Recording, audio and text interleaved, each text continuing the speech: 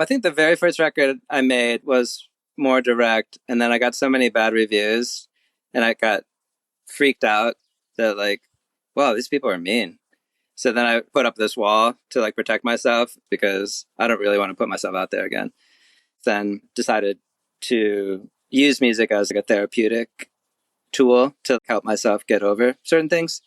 So I started singing more about anxiety and depression, things that are more relatable, obviously, because everyone goes through those things.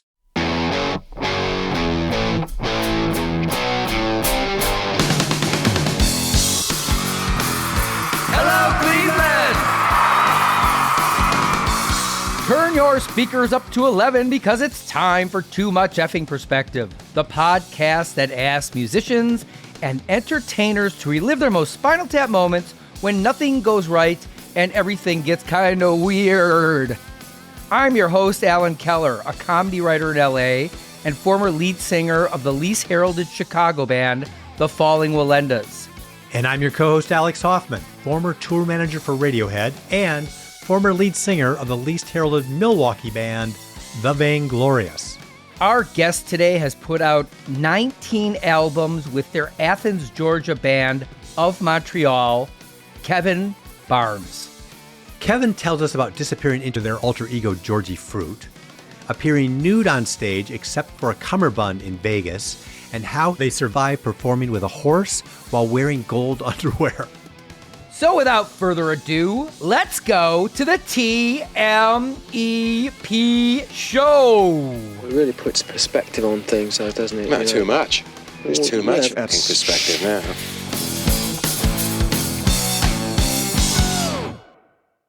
Alex, I've been around a lot of creative people in my life. In fact, other than you, I'm pretty much surrounded by creative people. I'm glad your 90-year-old mother ranks higher on your creativity scale than I do, Alan. Thanks a lot for that. Oh, okay. Well, you wouldn't say that if you played apples to apples with her, because her answers are absolutely batshit crazy. But I have to admit, the most creative person I ever met wasn't in comedy or music or even really in art. His name was and is Joe Nijelkowski. If that isn't a Milwaukee name, I don't know what is. I know that he should be mayor just by virtue of his name. Exactly. Joe worked with me in the Grand Avenue Mall in Milwaukee back in 1984, when I was helping to set up the Christmas decorations at the mall while it was closed. It's scary to me that you worked at the mall, and it explains a lot. But continue. So Joe and I would just make shit up all night. You would never say anything normal to Joe, like, what are you going to do this weekend? Or you want something to eat? Because it was just gobbledygook to him. I remember I would just say to him, guh, and he would go, buh, and then we just go on working.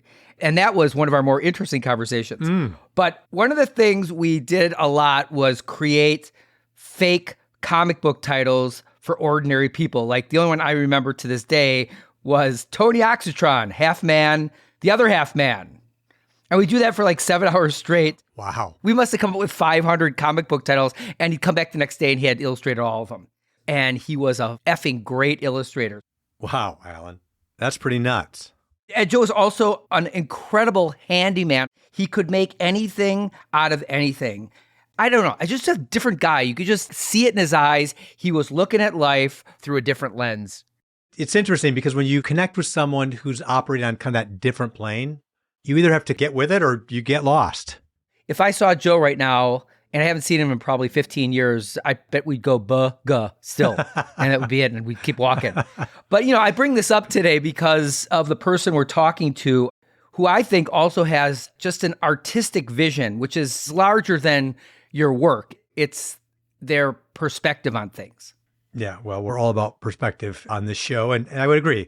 Kevin Barnes from Of Montreal is pretty much pure, undistilled creativity. And I think that that's reflected in really interesting ways, like including album titles, which are so complex that you can't even remember them and barely pronounce them. For example, Coquelicot Asleep in the Poppies, a variety of whimsical verse. Marketing plan for that one, unknown. But I think Kevin looks at everything they have control of and the opportunity to put their creative stamp on and then just does it. Thinking about that Coquelicot thing, maybe, we could rename our podcast something that rolls off the tongue like haphazard lavender olive branch from the turn of a century's butter. Something pithy like that. In any case, thanks for sharing with us about Joe. And that is a great segue to Kevin. So let's get to our illuminating talk with Kevin Barnes. But first, a short break. And now a musician who conducted this entire interview on their lovely New England porch with birds a-tweeting in the background. No, those are not sound effects. Of Montreal's Kevin Barnes. Kevin, thank you so much for being with us today. Where are you? Your surroundings are quite lovely. In Vermont. I lived in Athens, Georgia for like 30 years. But then, we moved up to Vermont last summer. Do you like it? Yeah, it's great. My daughter goes to school in Manhattan, so I'm only like 4 hours away from her. And I also wanted to get out of the South. Just kind of got sick of living in a red state.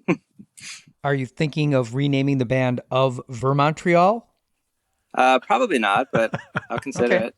That's all I ask. I like to rename all the bands on our show. Anyway, some of the most iconic Spinal Tap moments in the movie This Is Spinal Tap happened during live performances. Now, my daughter Sunny and I came to see Of Montreal in 2018 at the Terragram Ballroom in LA. It's one of the best shows we've ever seen. And you guys, have a lot of moving parts. I can imagine you have quite a few Spinal Tap moments that happened on stage. Can you think of any?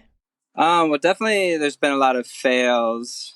We had this setup where these metal beams with a saddle on it, and the saddle had to be fixed to the metal beams or else you just fall right off. And we did it probably like 50 times, and every time it was great. But then actually the very last time that we were going to do it was in Fort Lauderdale, and I got up on it and we started moving and then it just started sliding, but nobody noticed. And then I had a wireless microphone, so I'm like trying to sing, but I hit the ground so hard and it's just like and I just like lost my breath, and I was very awkward.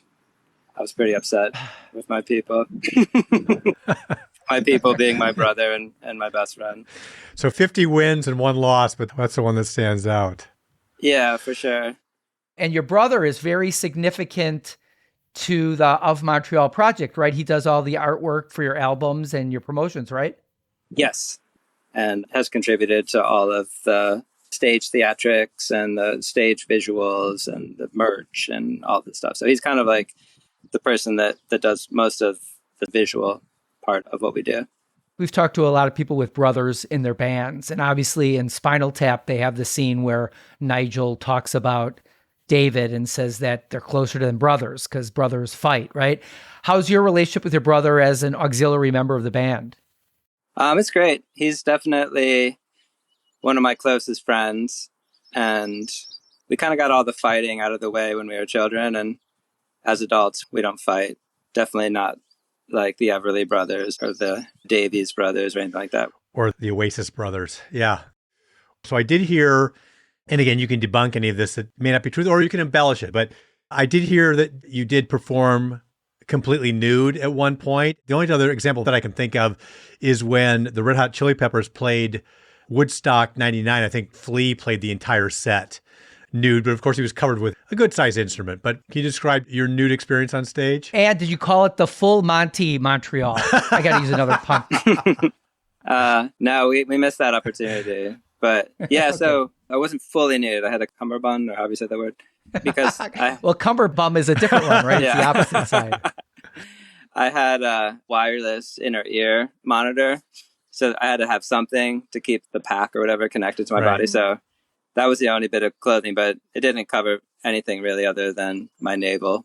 Yeah, that was like at a time where I was really kind of pushing the envelope for myself and wanting to be outrageous. And I wasn't really thinking like, do people want to see my naked body? It was just like, I went to the extreme level of extroversion or whatever, just to be fully naked in front of an audience. And I think it's really interesting because it's a common nightmare that people have, is like, I was standing in front of an audience and I was totally naked and Right. everyone else had clothes on. And the concept of standing naked in front of your peers or in front of strangers, pretty scary for most people and definitely scary for me too. But I think that when I go on stage, a lot of times I feel pretty fearless and it's like a safe space, mostly safe space. There's been a couple of like scary moments on stage where people have like tried to get up on stage and attack me or whatever. But in general, it's a safe space and it's almost like living in a dream or something, you know, where there aren't really any ramifications for what you do. But luckily, our tour manager is a childhood friend of mine and it's been in the organization for basically as long as the band's been around. He was looking out for me as like, look, if you expose yourself to anyone under the age of 21, you might have to register as a sex offender. So we had to make sure that the show that we played was 21 up. Smart. Yeah, that was something that I probably wouldn't have thought about at that time. Right. I'm happy that he was looking out for me. Where was it? I was in Las Vegas, so that kind of makes sense.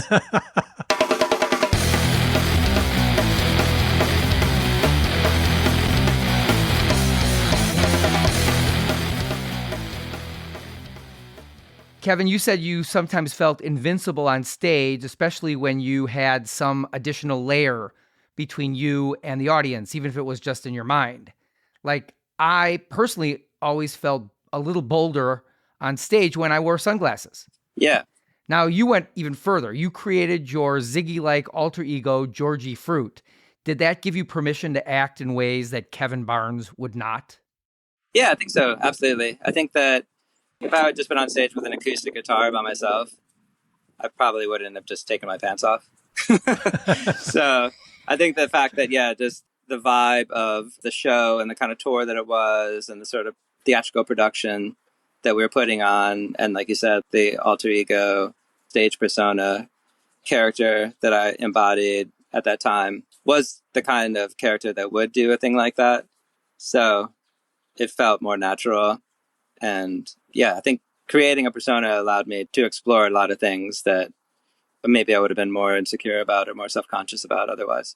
Well, I had a problematic member of the band who had kind of a bad reputation in Chicago where we were playing. And so I said, okay, why don't you change your name?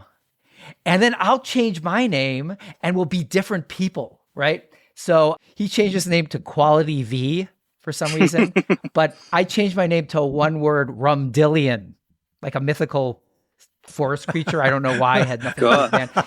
But what was bad about that is everyone knew it was us, and all their interviews would be about, why do you have those stupid new names? So then we had to repress our album a second time to get rid of those names and go back to our normal names, where we could be ostracized for ourselves as opposed to our persona. Another stage thing I want to ask about is you've performed with animals on stage as well, right? Including astride a horse. One of our first episodes of this show, we were talking with Todd Zuckerman from the band Styx, and he told us a hilarious story of one of his bandmates who was performing in Canada with some big cats on stage. I think it was a panther or something like that. Yeah. And one of the cats got spooked and literally had diarrhea everywhere, including over the instruments and that kind of thing. So I just wondered, any Spinal Tap moments when you incorporated animals into the set? I think probably the horse is the main one. So it was only at one show. And basically, we just kind of wanted to put on the biggest show possible. It was kind of like the peak of our popularity. And we played at this place called Roseland in New York, in Manhattan. I know that room. Yeah, and we were really excited to play it. And our record Skeletal Lamping had come out kind of recently. We had this really huge production that we're putting on. It was perfect to do it there because it was such a huge stage. And we're just basically trying to think, what's the most outrageous kind of thing? Let's not worry about budget. Let's just put as much money into it as we want to and make this one tour a thing that we can look back on when we're old and like say, yeah, we did that one awesome tour. So yeah, one of the things was basically wanted to ride a horse on stage. So our tour manager looked into it like, okay, well, obviously you don't want to have just a random horse. You know, it's got to be something that's used to being in front of people. It's used to being in TV shows or being in parades, at least something. So we found this horse, this really beautiful, gigantic white horse. And there was a handler there for the horse. And we're feeding it carrots beforehand and stuff, and brought it into the venue before the doors opened. And I was riding it around the front of the stage and just kind of getting used to it. And I think at that point in my life, I think I was just, whatever's going to happen is going to happen. I'm not going to really worry about it. If I die on stage on the horse or whatever, it's fine. Because obviously a lot of bad things could happen if you're sitting on a horse Sure. on a stage. Like you said, I mean, diarrhea would be the least of your problems. Like you could have gone really off the rails if the horse would have been storming off the stage into the audience or whatever. Yeah. So we took a leap of faith that wouldn't happen. And the way the show was set up, there weren't any pauses. All the songs kind of flowed together, and I was constantly in motion, like putting on different costumes. And we had this rotating stage. So like while the one scene was happening, the next stage was being dressed behind it. And then the stage would turn around and we'd present the new scene. And so it was like extremely theatrical with all these cute different moments happening. And cool. So we had this one moment where I think I'm wearing gold underwear or something in my memory and nothing else. And I think I probably had stripped down to that on stage at some point and got up on the horse. And I didn't know this at the time, but right before it was time to go on stage, the horse did take like a huge shit behind the curtain. So nobody had to see it or smell it or anything. But I'm really happy that he got that out of the way before he went on stage, because we really just missed that by like a minute or something. So we walk out on stage. I mean, from there, it's kind of anticlimactic, but just going out on stage on a horse. And obviously my adrenaline's like through the roof, like, well, this is so scary, but so exciting and freaky, but so incredible. And the horse was very chill. And the minder was really nice because she allowed herself to be put in a stage costume. So she fit into the vibe of everything else. Cool. So basically, I think I only sang like maybe a third of the song on the horse and then got off the horse and the horse walked back. And then I sang the rest, like blah, blah, blah. So there's a lot of money, a lot of effort for just that little moment. But it was definitely worth it. That is incredible. I was Radiohead's tour manager on their first album, and we played at the Roseland with Belly, Tanya Donnelly's band. And so I know that room. And as a tour manager, even what you're describing is bringing up PTSD for me. And it says a lot about your tour manager making these things happen, because had Tom York come up to me and said, hey, you know what, we want to get a horse for our set. Could you arrange that? I'd be like, okay, I'm actually heading to the airport. Good luck with that. That wouldn't be easy to do anywhere, but that's Midtown Manhattan, right? So getting a horse trailered over there and all that kind of stuff. Just lots of unwelcome logistics. So good on you for having the guts to do it and having the team that's around you willing to make it happen. Yeah, that was fun just because there's no bad ideas. Actually, like the worse the idea is, the better, because then it's like more fun. Like, I only want to hear bad ideas. Well, that's what a true artist would say. I mean, you have an artistic vision and it takes precedence over everything else. It reminds me of an Albert Brooks quote from this new documentary about his life on HBO Max. Have you seen it? No. We actually just watched Defending Your Life. Yeah, Albert Brooks' movie, Defending Your Life, which also stars Meryl Streep, is a must-see. Yeah. And just to show you how important that movie is, they named the documentary about Albert Brooks Defending His Life.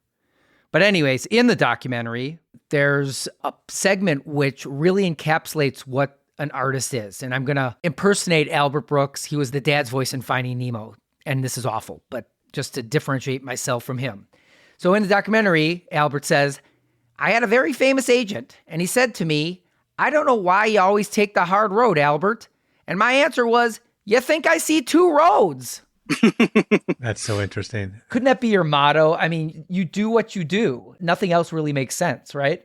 Yeah, it's like, for me, the challenge is part of it. You know, if there weren't obstacles, if there wasn't like a challenge, if there wasn't that kind of component to it, then it wouldn't feel like worth doing in a lot of ways. Like if it feels too easy, then it's not going to be as fulfilling. So I think the fact that, especially with songwriting, it's more fun if I'm really pushing myself to do something that I'm not comfortable with, that I haven't done before. Yeah. Because if I feel comfortable, like, oh yeah, I can just do this without even really thinking about it, then why am I doing this? Like I've already done this. So I really always feel this need to kind of reinvent myself and just travel different parts of my psyche or creative mind or whatever.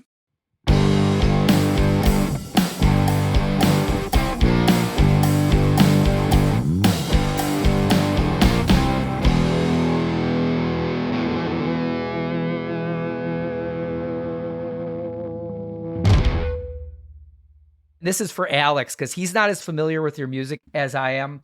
I'm going to give you 2 groups of 3 song titles. One is of Montreal and one's Captain Beefheart. And I want you to tell me which one you think is Beefheart and which one you think is Kevin's, okay? Okay. Just by like your limited, okay. So My limited 3 mental songs, capacity. Yes, your thank 3. you. The first 3, Authentic Pyrrhic Remission, 20th Century Schizophrenic Revengeoid, and Wraith Pinned to the Mist and Other Games. The second group of 3, Bat Chain Puller, Ice Cream for Crow, A Carrot is as Close as a Rabbit Gets to a Diamond. So, Alex, which group of 3 were of Montreal song titles and which were Captain Beefheart's? The worst game show ever conceived of in history. Could I hear the choices again, Monty? I'm going to give you one of each, okay? Authentic Pyrrhic Remission, Okay. or Ice Cream for Crow. All right. I'm going to say Authentic Pyrrhic Remission is of Montreal and Ice Cream for Crow is Beefheart. There you go. Yes, you win a Stratalounger. Naugahyde covered. Are you a Beefheart fan, Kevin? Yeah, definitely. I love Yeah. Captain Beefheart and Trout Mask Replica. And I probably did get a lot of inspiration from his lyric writing and his song titles and his whole thing. I watched a really cool documentary about him, and he's definitely like an outsider artist that was able to straddle the line of being completely obscure and being capable of performing in front of people. He's a very interesting character. I definitely wouldn't treat my musicians the way he treated his, but Oh, yeah. Like a Manson cult, right? Yeah, He would lock totally. them away and wouldn't let them out of the studio. They hated him. And he also was a surreal artist, and his stuff goes for lots of money. And I read a review, and after they left Beefheart, these guys just destroyed all the art he gave them because he drove them so nuts. Sort of serendipitously in this conversation, the Beefheart documentary, the Albert Brooks documentary, there is an Of Montreal documentary called The Past is a Grotesque Animal. the past, yeah. Any Spinal Tap moments that came out of the combination of being followed around by cameras all the time and kind of putting that film together, and the Kickstarter piece, which was a pretty novel funding mechanism back, around 2010 or whenever you did that. So any stories from that? Yeah, I mean, that one's kind of an unauthorized, authorized documentary. It definitely doesn't make me look very good, and kind of don't like it, and wouldn't really recommend anyone watch it just because I don't think it's necessarily the most fair portrayal. It just feels like sad for no reason. And I think that's just inherent in music documentaries. I feel like whenever you watch a music documentary, by the end, you're like, oh. Because there's the brief moment where like everyone's happy and things are going well. And then it just like turns to shit. Everyone's depressed. People kill themselves. People go bankrupt. The end. At least my movie doesn't end that way, but my movie ends with like, no one likes Kevin except for his little daughter. And she'll grow up to hate him too. I feel like basically that's the vibe. Oh my goodness. But there's some fun stuff because when we used to tour back in the day, we'd drive ourselves in a van or a car or whatever. And people would bring like little camcorder cameras just to document things. And Cool. so I knew that people were doing that in the band. I wasn't really doing that much, but I knew that there was a lot of documentation that existed from the early time. So that's kind of fun to see. That's kind of the only thing that I really take from it. But I think in general, it's hard to do a rock and roll documentary. I mean, I think Spinal Tap's great because it's obviously a mockumentary and it's really funny, but there's a lot of truth to it. There's a lot of stuff that actually kind of runs parallel with what it is to be a musician. And I think the thing that it really nails is the humiliation of it all. Right. I always thought of rock stars living this like enchanted life, and everything is catered towards their happiness and they never feel embarrassed or whatever. But then once I started getting into music myself, realized it's kind of like an endless humiliation, and the moments of glory are few and far between, especially in the early days, like when you're trying to get your band off the ground and you go on tour and you play in front of like 5 people or no people, and the cat pees on your guitar case, and it's just like whatever's happening. You're sleeping on people's floors and you're getting bed bugs, and it's just like crazy. Trying to sneak into one room of a Motel 6 and the owners find out and they kick you out in the middle of the night, or car gets broken into and all your shit gets stolen. There's so many things that can go wrong. But yeah, I mean, Spinal Tap has been one of my favorite movies forever, and just the kind of send up that it gives like to the music experience and all the different people that are involved, and the managers and the PR people and the label people, and how like everybody else has a normal job to do, but then the musicians have to like dress up and do this performative thing that sometimes works. Sometimes people are like, boo, you know. But you get judged on that, like, oh, you suck. Like, you're bad at what you're doing if people are going to boo you. But I think I have a bit of Andy Kaufman in me, and I do like making people uncomfortable, sometimes having awkward silences. And I think awkwardness is kind of a special element that people should put into their music and into their performances more. That's why I don't like Taylor Swift at all. She's obviously really awkward, but I don't think she realizes that she's awkward, and she's not trying to be awkward. She's trying to slay all the time. And I think, yeah, like the whole concept of artists wanting to slay all the time is so boring to me. And yeah, I think that's probably why I connect more with oddball people that can't really do it in a normal way or don't want to do it in a normal way. You know, I want to circle back to This Is Spinal Tap. And I was smiling, Kevin, because all the things you were saying about the small indignities that musicians live through, right? You mentioned the cat peeing on your guitar or whatever, sleeping on floors, all these kinds of things that are absolutely part of the experience. And actually, you used many words to describe it that I use when I'm talking about this podcast and why Alan and I love telling these stories, because our definition of a Spinal Tap moment is something that wasn't necessarily so funny when it happened, but is hilarious in retrospect. And you mentioned that same sort of sense I had. When I was a kid, I was a big fan of Kiss, for example, right? And all you think about are these huge shows in front of screaming fans. And of course, they play that all up. But within that rarefied space, there is drudgery and, as you said, some humiliation and things like that. That's a very long-winded way of saying your summary of This Is Spinal Tap and why it's so relatable was spot on. Now, we like to ask our guests, what is your favorite scene in This Is Spinal Tap and why? But probably the most devastating scene to me is, so the tour is going badly, shows are getting canceled. I think maybe a show was canceled, so they're just kind of hanging out in a hotel room. And the radio station starts playing one of their early songs. And one of the bandmates is like, you guys got to go hear this. And like the two main guys go in there and they're like, oh, they're playing our early song. And they're all excited. And they're like, oh, this is so cool. And then they get to the end of the song and the DJ is like, that was Spinal Tap. They currently reside in the Where Are They Now file. And they're so devastated. But we're on tour. Like, you don't care, but we're still like actively putting out records. So the idea that like you can be putting out records, still working as hard as you ever did, but people have just like forgotten about you. I think that is really powerful. And it's something that I can identify with because we had our high watermark 15 years ago or something. And we're still around, but we're not playing Roseland. You know, we're not playing the big places that we played back then. So you can only be a loser if at some point you were a winner. To that point, the only reason you're not playing Roseland right now is because it's been turned into condos. Otherwise, you would be playing Roseland, okay? Yeah. You could still buy a condo at Roseland, then you'd play there forever. That's the funny thing is like, yeah, the way music is processed by a lot of people and like socially, if you're not selling a lot of records or you're not really popular in the moment, then you might think that you stink or that it's like, oh, this is embarrassing. I put out this record. No one even knows about it. No one's even talking about it. Why am I even doing it? And I've been trying to get back into the mindset that I had before I started putting out records, when I was living at my parents' house, working on a cassette 4-track and making recordings just for the joy of it and just for the exploration of the creative mind and having fun with that and never thinking that like I'm ever going to be on MTV or ever going to be playing like Roseland type places. That wasn't even a part of it because I didn't care. And no one even knew who I was. So I didn't feel like embarrassed that I wasn't popular or whatever. That is really cool. By the way, MTV's also been turned into condos, so you don't have to worry about that. Yeah.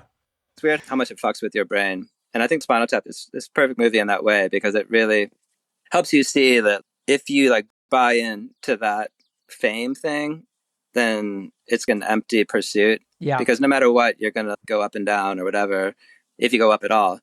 And that part when they pass by the rock star that's doing really well, and they're like, hey, man, how's it going? He's like, oh, yeah, how's it going? It's like, yeah, we're playing the Enormo Dome or whatever. They're like, oh, we're playing like some weird state fair. So just the different trajectories and how, if you would have fast forward like 10 years, that guy's playing the Enormo Dome. he's like probably playing the state fair. So there's like Yeah. that cycle anyways. It's a really weird industry and a really interesting world to be a part of for sure.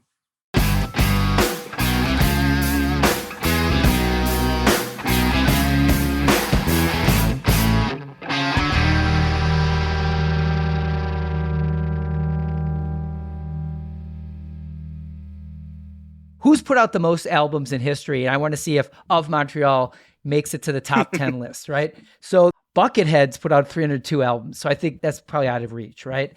And Yeah. Zappa's put out 109 albums. Well, Is that true? I can't believe that. I But wonder if there are a lot of live albums in there, or are they also... we actually interviewed Amit Zappa, and they're Mhm. taking all his archives and turning it into new stuff. I can't believe that counts as a new album. I don't think Buckethead's doing retrospectives and stuff.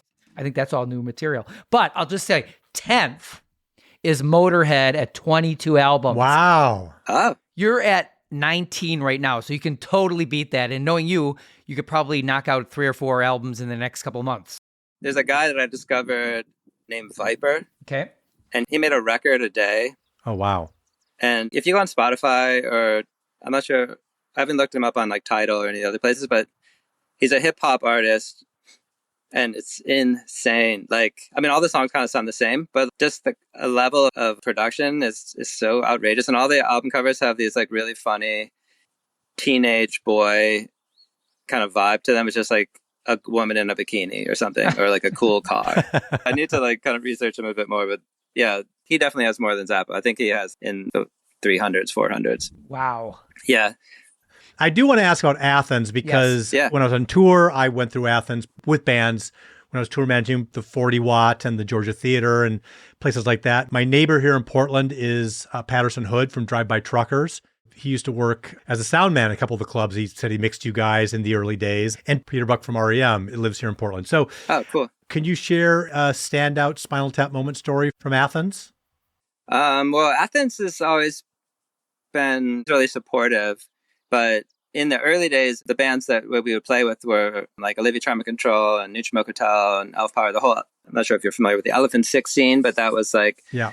an art collective of musicians. They were maybe like 2 or 3 years older than me at that time. And so I really looked up to them and wanted to be a part of their scene. And they were generous enough to allow me to open some shows for them. And I think I took a lot of inspiration from what they did, because it was very like bedroom recording projects. All of them were like very much DIY, indie, kind of like punk, but not punk music, similar approach as far as manufacturing the records themselves, booking their own tours.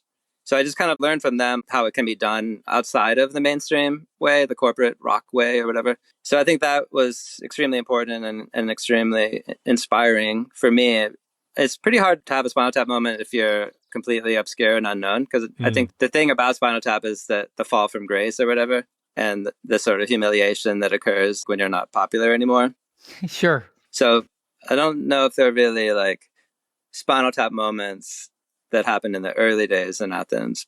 It's kind of like Spinal Tap free. It's the Spinal Tap free zone, because most bands don't ever, like REM obviously is one, and Drive By Truckers, some like obvious exceptions, but the vast majority of bands that start in Athens will never become super popular.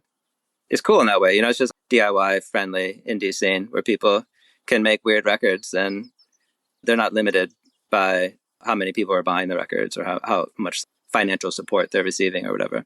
Are you saying what starts in Athens stays in Athens? A lot of times, maybe like against their will or whatever, but that's how it ends up.